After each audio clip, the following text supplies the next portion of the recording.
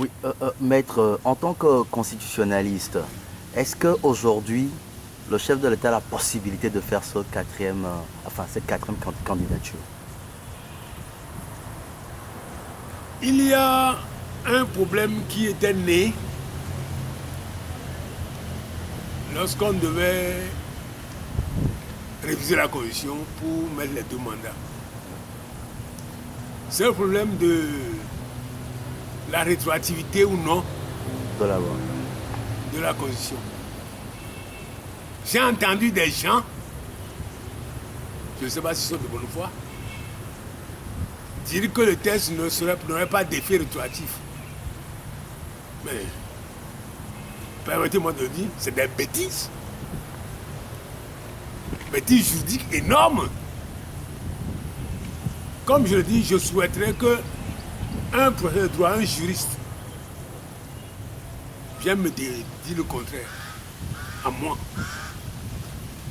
Quel que soit le juge, je ne veux pas les journalistes, vous êtes bien gentils, mais vous n'êtes pas juriste. Bon, il y a des supputations. On me dit qu'une loi n'a pas été rétroactive. Quand on dit ça, bon, c'est plausible. Mais c'est faux. Archi faux. Une loi est toujours d'application immédiate dès qu'on l'adopte, dès qu'on la promulgue, dès qu'on la publie. La loi s'applique 3 jours après la publication. Et elle s'applique à tout le monde. Sauf dans un cas particulier. C'est dans ce cas-là qu'on peut parler de non-rétroactivité. C'est dans le cas de la loi pénale. Lorsque la loi prévoit des peines qui sont plus lourdes, comme la loi pénale actuelle, notre code pénal, par rapport à la loi pénale antérieure,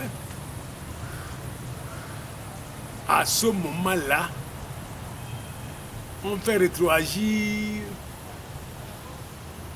la loi nouvelle sur la loi ancienne. Nous parlons. Lorsque la loi pénale nouvelle est plus lourde, on applique la loi pénale la plus douce. Lorsque c'est la nouvelle loi, lorsque l'ancienne loi est plus douce que la nouvelle, on fait rétroagir la nouvelle. Lorsque la nouvelle est plus douce que l'ancienne, on fait rétroagir la nouvelle. On parle de la loi pénale la plus douce. C'est en première année qu'on enseigne ça aux étudiants. En dehors de ça, toutes les lois, sauf lorsque la loi elle-même dit qu'on diffère son application, on ne diffère pas pour la même, pour le futur. Parfois on dit 3 mois après, dans 6 mois, c'est appliqué dans 6 mois, tout ça. Lorsqu'on dit cela, c'est à ce moment-là que la loi n'est pas d'application immédiate.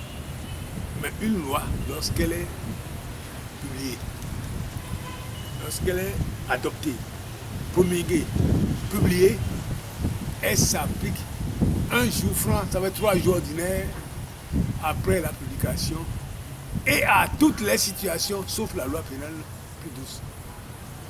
Moi, c'est ce que oui. Dans ces conditions-là, on avait fait beaucoup de remous autour de la non-rétroactivité de la loi. Mais attendez.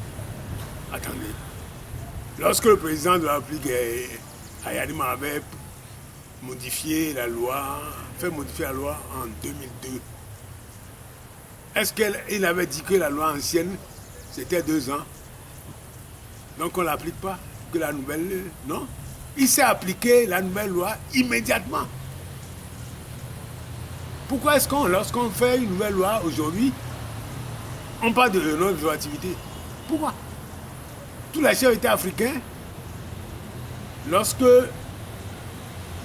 la loi ancienne parle de 2 mandats, ils font sauter le verrou et ils s'appliquent la nouvelle loi immédiatement. Pourquoi?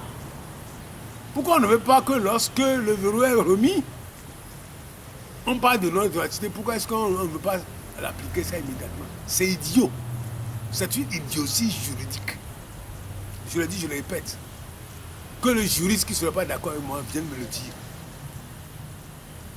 Donc, notre assemblée qui est en place actuellement, je ne veux pas faire de jugement de valeur sur cette assemblée-là. Mais ils se sont crus obligés d'adopter un article 158 à la fin des modifications qui ont été apportées à la Constitution de 92. Et l'article 158 qui dit les mandats qui étaient en cause de ça, des tas de choses, ces mandats ne sont pas. Ça aussi, sur le plan de l'éthique juridique, ce n'est pas valable. Cette disposition n'est pas valable par rapport à l'éthique juridique. Parce que ça rend cette modification de loi personnelle. Une loi est toujours impersonnelle. C'est une loi, c'est un habit qu'on coud et tous ceux qui viennent mettent l'habit. Mais on ne fait pas une loi pour une personne. Oh, ce qu'ils ont fait dans l'article 658, c'est qu'ils ont fait une loi pour Fonya Simbe. Ça n'a aucun sens. C'est ce que je dis que c'est contraire à l'éthique juridique. Que le juriste qui n'est pas d'accord vienne me voir pour me le demander, pour me dire. C'est pour ça que même s'ils ont mis ça dans la loi, il faut combattre ça parce que contraire à l'éthique juridique. C'est ce que je veux dire.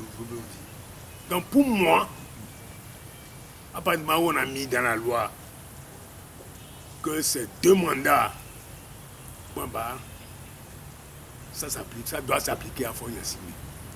Donc ce qui veut dire qu'il ne doit plus se positionner. Il ne doit plus se positionner pour un 4 ans. D'ailleurs, si les Américains ont imaginé 2 mandats de 4 ans et qu'ils ont suivi ça depuis l'indépendance, d'abord sans que cela soit inséré même dans la Constitution,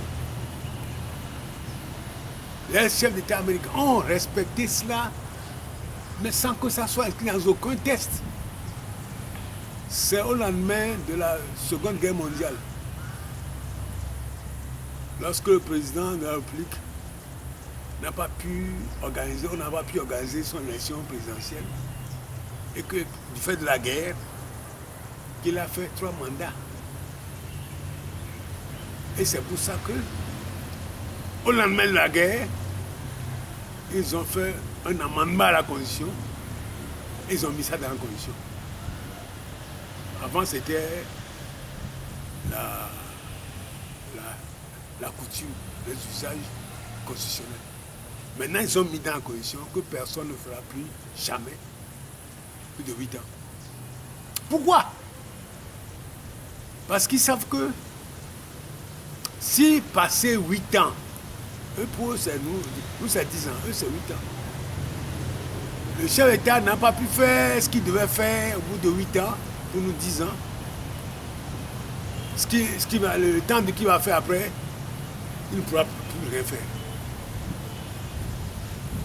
Il faut qu'il parte. Ceux qui sont derrière piaffent d'impatience. Vous voyez comment ça se passe. Lorsqu'une association est modifiée et que les membres du bureau sont changés, vous voyez comment ça se passe. C'est vraiment... On veut bien faire réunion sur réunion. Pourquoi? Parce qu'on veut faire mieux que ce qui était là avant. C'est ce que les Américains ont vu. Que celui qui viendra, après 8 ans maximum, puisse vouloir faire mieux. Vous savez, même le président actuel, Donald Trump, il croit sincèrement, fait mieux que Barack Obama. Il est honnête avec lui-même. C'est sa perception. Ça plaît à certains, ça ne plaît pas à d'autres. Lors des élections, on verra. Mais c'est sa perception. C'est comme ça qu'il croit. Et paradoxalement, vous voyez, depuis qu'il est là, l'essor économique est palpable. L'essor est palpable. Ça veut dire qu'il n'y a pas que du mauvais dans ce qu'il fait. Ceux qui viendront verront ce qu'il a fait qui est bien, on le prendra. Et on corrigera ce qu'il a fait qui n'est pas bien. C'est comme ça que les pays évoluent. Je dis, je répète, si les États-Unis sont devenus aujourd'hui le pays le plus riche, le plus développé du monde, c'est à cause de cela. À cause de l'alternance. Les présidents font maximum, ils font 4 ans, si vont bien, on les remplace. Ils font 8 ans maximum. Même s'il est un superman, un super-héros, au bout de 8 ans, il a fait tout ce qu'il sait faire. Il doit faire plus. Alors, 3 mandats, ça fait 15 ans. 4 mandats, 20 ans. S'il vous plaît, c'est absurde.